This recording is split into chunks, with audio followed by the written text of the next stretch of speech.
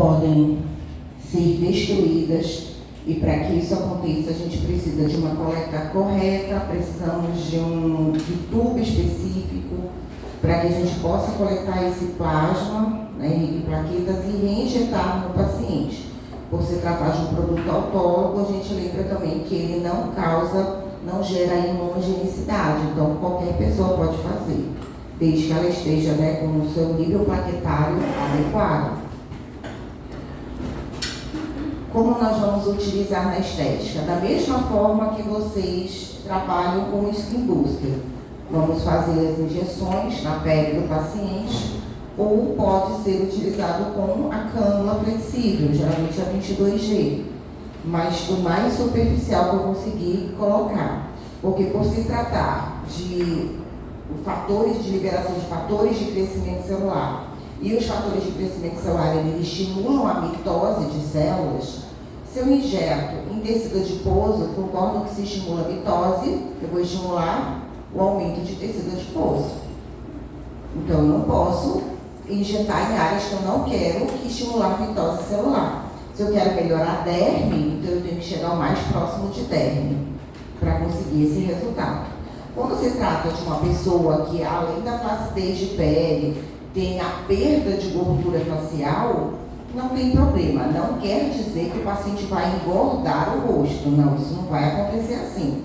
Mas eu tenho uma pessoa com um rosto muito grande, muito pesado, né, com bastante gordura facial, o PRP não seria a minha primeira opção para fazer a nível de tecido adiposo. Eu faria PRP somente interno, com agulha. No tecido adiposo eu não utilizaria. Vocês já tiveram aula de bioestimuladores de colágeno? Não. Quando se fala de bioestimuladores de colágeno, só adiantando isso para vocês entenderem, existem dois principais bioestimuladores de colágeno utilizados, que são a hidroxiapatita de cálcio e o ácido eripolilático. A hidroxiapatita de cálcio, ela não gera aumento de volume da face, a menos que ela seja aplicada em gel puro, como se fosse um preenchedor, que não é o adequado para a pele. Ela só deve ser usada a nível de periósteo, acima do osso. Já o ácido eripolilático, que muita gente conhece como Sculptra, o Eleva, a Renova, ele tem essa propriedade de fazer um aumento de tecido. Então, se eu aplico numa face gordinha, essa face vai ficar mais gordinha.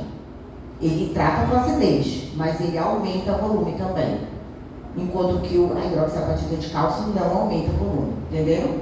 Então, a escolha do bioestimulador, ela vai influenciar no resultado final, seja de flacidez, seja de volumização da face. Se eu pegar uma pessoa muito velhinha, magrinha, com o rosto muito magrinho, até uma pessoa jovem, mas com o rosto muito magrinho e flácido, a minha opção sempre vai ser o ácido eripolilático. E aí, se eu fosse pensar no autólogo, o PRP também seria interessante, porque também, além de estimular a produção de células, né, que ele acaba sendo um bioestimulador também, autólogo, eu também vou ter um espessamento maior desse tecido. As aplicações a gente falou que pode ser utilizada na medicina esportiva. Ontem, inclusive, né, citei o caso da utilização dele em atletas.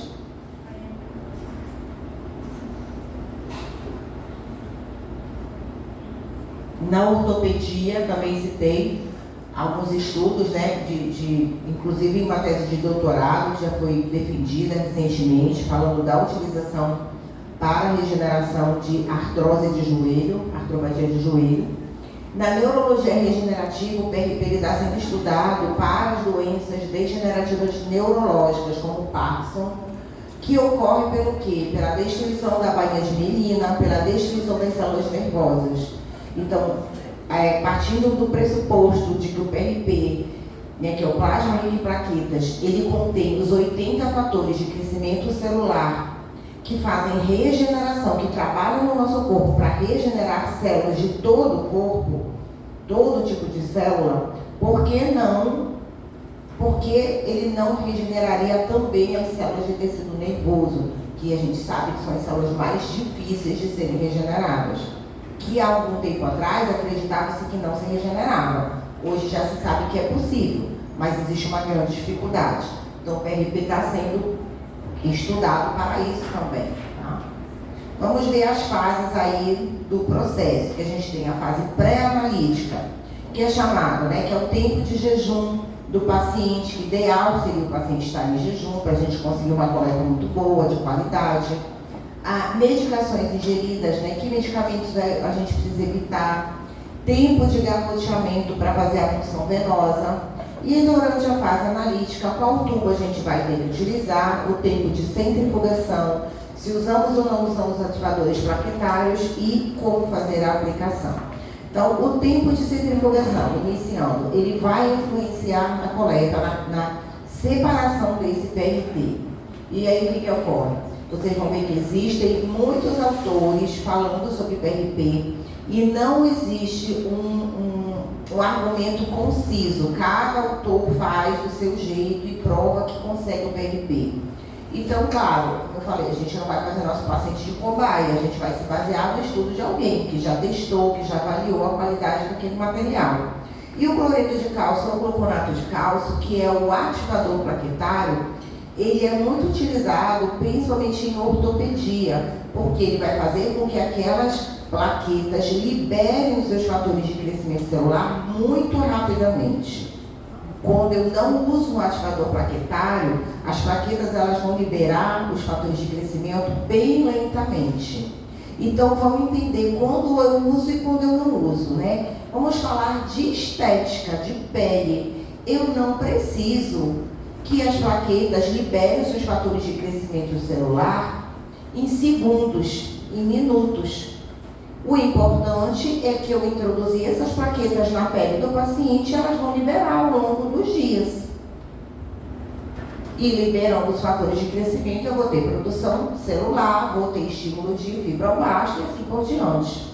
Mas quando eu estou falando, por exemplo, de um joelho, de uma artropatia, de um paciente que está com dor, que não está nem conseguindo andar, eu preciso aliviar rapidamente esse processo, eu preciso da produção de ácido hialurônico o mais rápido possível para fazer a lubrificação do líquido sinovial ali da articulação.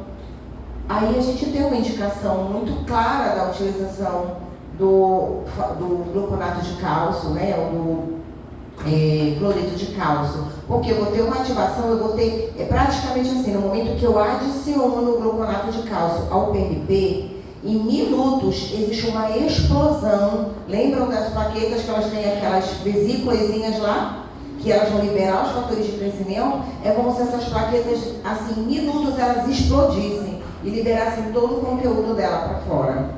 Isso é uma reação química, né? Bioquímica que vai acontecer lá no tecido. E claro que não é indolor. Quando a gente fala de fazer isso dentro de uma articulação, o paciente não vai sentir dor. Mas quando eu falo de aplicar isso na pele, o paciente parece que, as pessoas falam assim, parece que aplicou uma pimenta no meu rosto.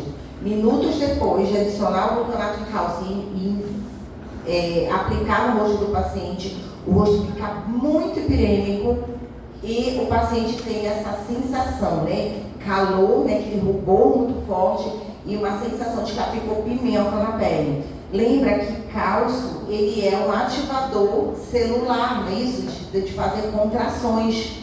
Então a gente vai ter isso não só na plaqueta, mas nas células que estão recebendo ali, que estão sendo banhadas pelaquela substância. Então, em pele, nem estética especificamente, não há necessidade de nós fazermos ativação plaquetária. Entenderam? Porque muitas vocês vão pegar os livros e falar assim, usar o ativador plaquetário. Então, todo mundo quer pegar o ativador plaquetário e colocar na pele do paciente. Aí depois não entende por que o paciente não quer fazer a segunda sessão. Ele só faz uma e quando consegue fazer completa, né? Então, o paciente desiste no início logo, porque começa a arder muito. Então, a gente faz assim, eu aplico um anestésico tópico na pele para injetar, né, com a microagulhinha. Eu gosto muito daquela agulha Label, né? Que é pequenininha, 32G, bem curtinha, ótima para aplicar. Mas o paciente sente agulhada na pele. Vamos aplicar então um anestésico tópico. Beleza, o paciente não vai sentir agulhada, mas ele vai sentir a ardência do líquido.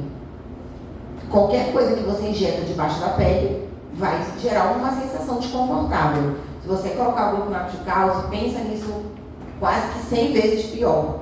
O paciente sente muita ardência, muita dor. É igual quando a gente faz skin booster com vitamina C, que é muito ardido, o paciente reclama demais da ardência.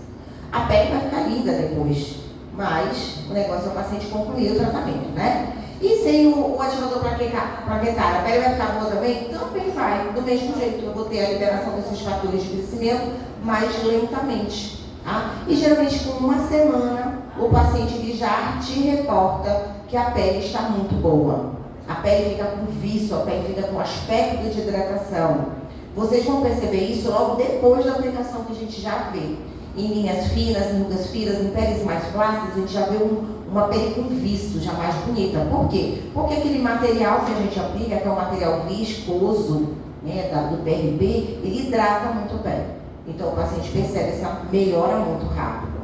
E o que eu falo sempre assim, da vantagem, né, da utilização do PRP é você não depender da indústria para ter um skin booster sintético, que é o que a gente hoje compra, né? A PHD, a Biometil, a Victalab, a Octa, tantas marcas que existem no mercado que produzem skin boosters muito bons, com substâncias muito boas, mas a gente sabe que essas substâncias são produzidas em laboratório.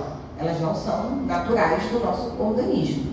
E a partir do momento que eu uso o PRP, que eu estou usando um autólogo, eu não tenho esse custo de comprar um produto manipulado, eu não tenho o risco do paciente ter um processo alérgico àquela substância e eu tenho os resultados muito bons de tratamento. Mas para isso o paciente precisa estar com seu microplaquetário bom, precisa estar hidratado e você precisa de um equipamento para extrair esse PRP.